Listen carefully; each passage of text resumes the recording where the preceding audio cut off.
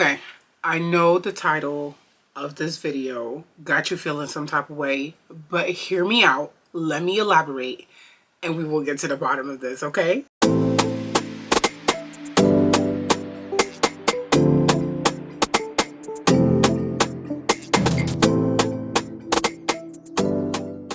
Welcome to my channel. If you are new here, my name is Djena. Pleased to meet you. I'm happy you found me. And if you are a returning subscriber, what it do, baby boo? What it do? Ow. Now, I know I mentioned Jeffrey Dahmer and all of a sudden it's like, what the hell? And on top of that, I had the nerve to title this video, Are You Raising Jeffrey Dahmer? Listen, this is a really deep conversation. I just feel like we all need to have it. And, well, maybe not we all, because if you're not a parent, then okay. Well, just listen because you want to listen, okay? Because you think I'm beautiful and you just want to see my lips move. Thanks. We had to do this again with glasses. Y'all know the deal.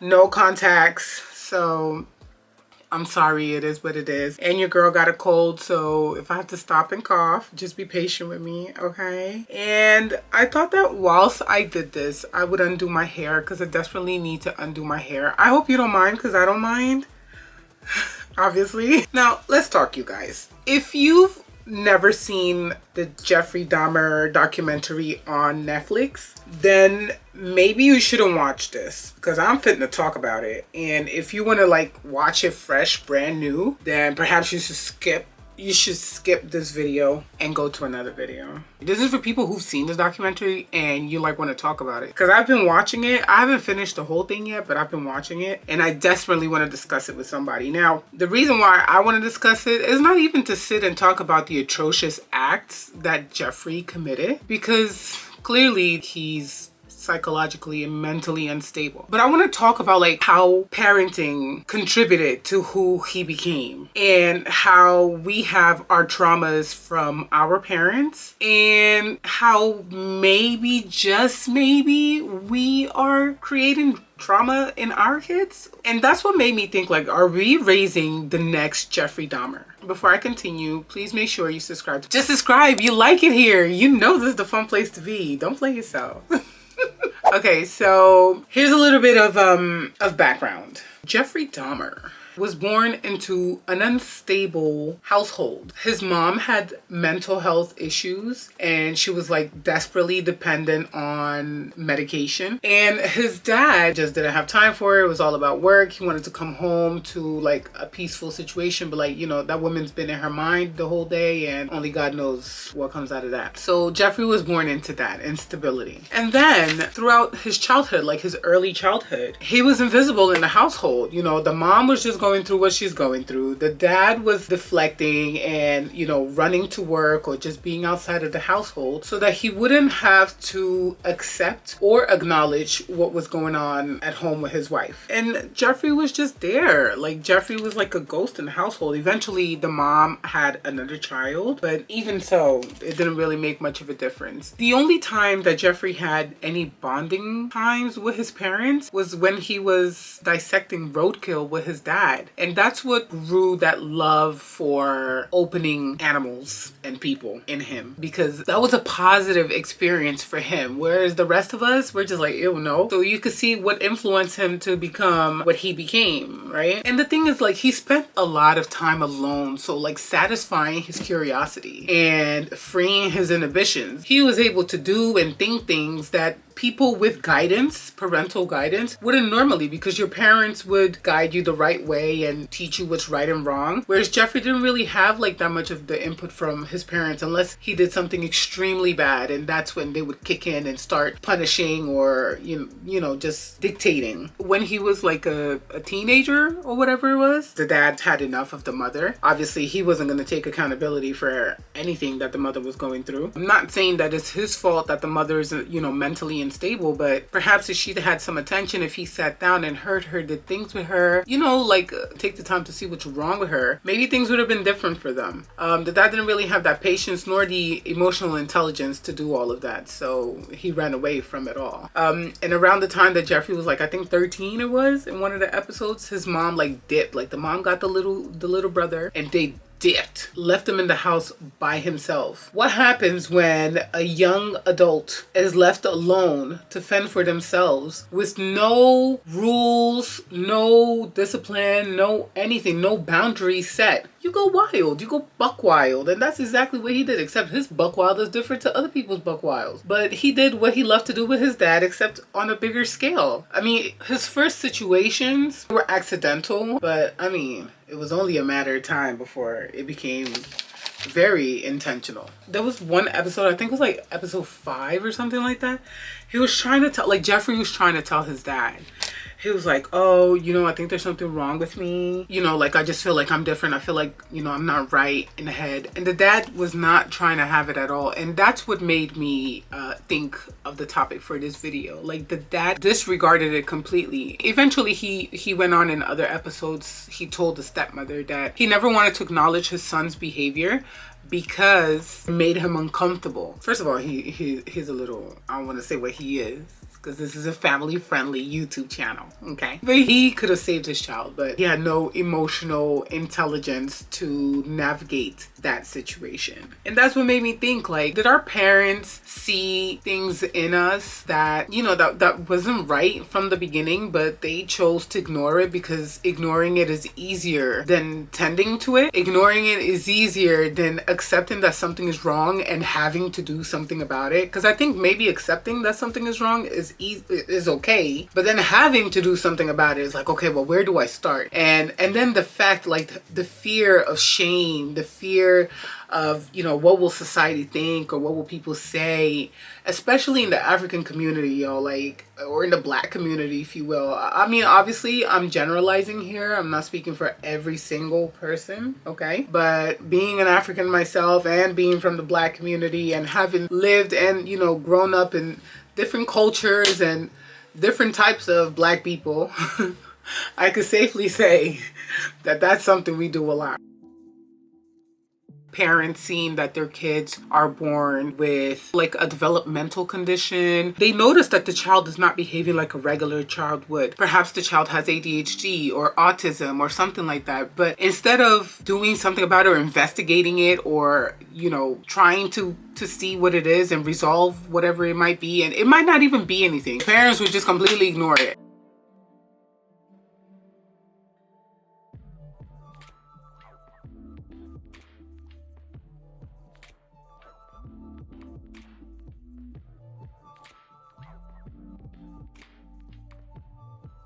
This is how like a lot of kids go through like traumatic events, and those events get disregarded. Situations like a lot of kids were exposed to things that they shouldn't be exposed to. Like it makes me think of like situations where, you know, like when you watch movies and the mom knows that the daughter, like the husband has been molesting the daughter, but you know, that's her man and she's not fit to live without her man. So she'll see everything that's going wrong with her daughter. She'll see that the daughter is developing like behavioral problems and things like that, and the daughter's being closed off and aggressive, but the mother will still ignore it because she needs her man. Like, I don't know, like I can't speak for everybody's parents, but a lot of parents could have done more for their kids, but a lot of parents chose the coward route. The fear of being alone, the fear of societal pressure, like things like that. And it just makes me think, like, how many parents raised little Jeffrey Dahmers? I mean, obviously not everybody's gonna go and cut up human beings like Jeffrey, but I'm sure there are people out there doing nonsense nonetheless that could have been avoided with a little bit more, you know, attention.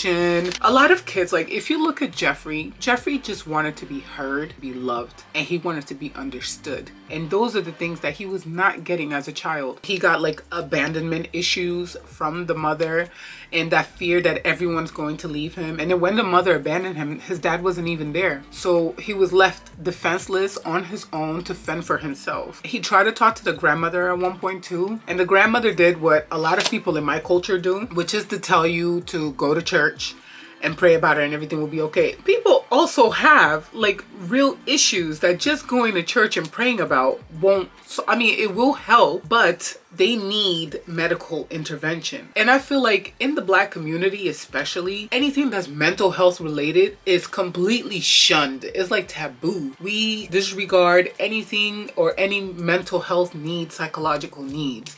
It's like we're not allowed to have that. And I'm so happy that times are changing and conversations are being had and people are coming to the realization that mental health, like your brain and your mind, your sanity also need as much loving as the rest of your body. And Black folks are starting to realize that there are things like depression and anxiety and all of that that doesn't just affect other races, but it affects all humans, including us. I only took out 3 rays and I'm tired already. A lot of kids try to reach out to their parents or to their carers and they're not received how they should be received. I've had situations like that. I know people who have had situations like that. And I guess it's inevitable. And I think one of the things that I had to come to the conclusion at my adult age after I had kids was that everybody's just out here doing the best that they can, right? And our parents did the best that they could for us at that time. And a lot of them were kids, you know, they were young. A lot of our parents were like Jeffrey Dahmer's dad, if you will. They were just not emotionally intelligent and they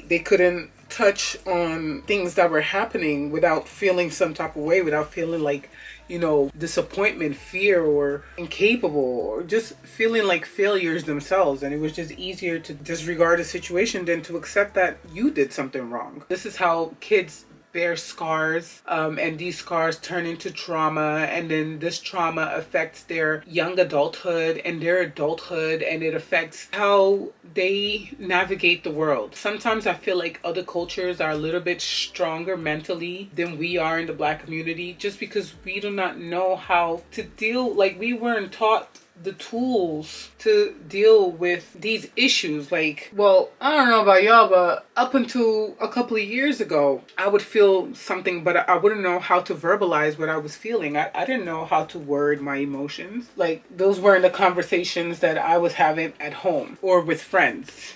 I don't know, we were busy talking about other stuff, but just not that. And I feel like within the African community especially, if your child has something wrong with them, whether it be mental, whether it be physical, whether it be anything, your African auntie will say that it was the spirit, it was the neighbor down the street that jinxed her. It was, you know, it was everybody else, like zero accountability. I know that we all have our cuts and bruises, figurative cuts and bruises from our childhood. And then it just makes me think, are we repeating the cycle? Are we aware of these things? Are we aware of what we need to correct for the next generation? Because we are responsible for the next generation. Like, we have young kids now. What are we doing differently to what our parents did for us? I think a lot of people like obsess over this idea of having kids. But when you actually have the kids, it's not as easy as other people make it seem. You have to take care of them. You have to tend to them. You have to entertain them. You have to do everything for them. And not everybody can handle that. And that's where things start going wrong. And then, you know, other factors come into play. You have financial responsibilities and somebody has to go and work. And then you have single parent homes. Like, how does that affect the child and, you know, the upbringing of the child and all of that? So, I mean, these are just things I'm putting out there because this Jeffrey Dahmer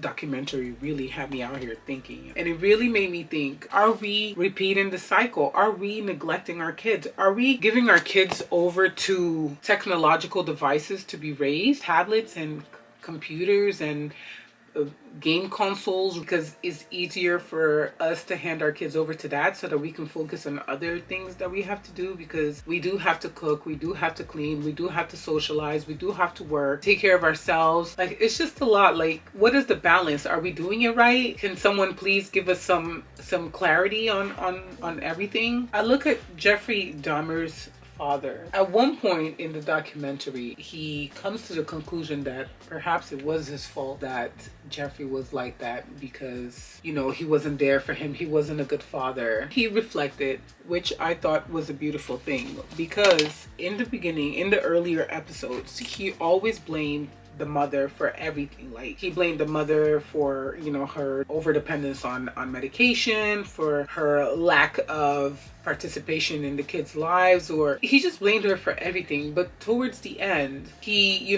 told Jeffrey, he was like, I wasn't a good father to you. I wasn't present when I needed to be. It comes to a point where you can no longer deny what's going on around you. Like,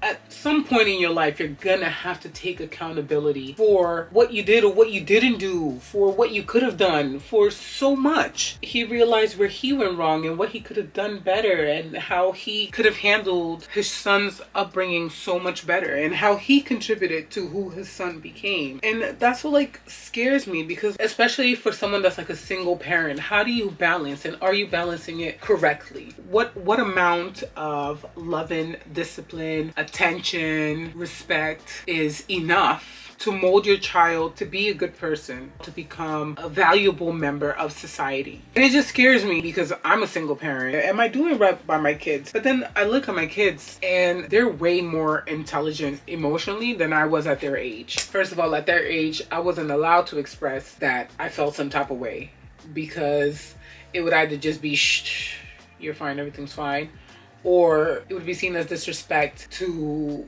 whoever was raising me at the time. Now, the relationship that I have with my kids is like, you got a problem, you need to talk about it so I know how to help you. Like, I always say, mommy can't help you if I don't know what's wrong. Oh, and then I wanted to ask you guys as well, like, are you aware of the nature versus nurture debate? So the debate that some people are the way they are because they're born that way, is genetics, and other people become who they become because of external factors and influences like peers, society, the media, and all of that. So what do you think, in your opinion, what do you think caused Jeffrey to be the way that he is? Do you think it was genetics, or do you think it was, like circumstances, external circumstances that caused him to be like that? Or do you think it was a mixture of both? Once again, I'm back to that conversation of, are we loving on our kids properly? Like, had Jeffrey had love from his mom, maybe he wouldn't have needed to kill people, even if he was still abandoned. But had he had a little bit more love, he was so cold when he did things. He was emotionless. And I think that's strongly because he doesn't know what that like feeling of love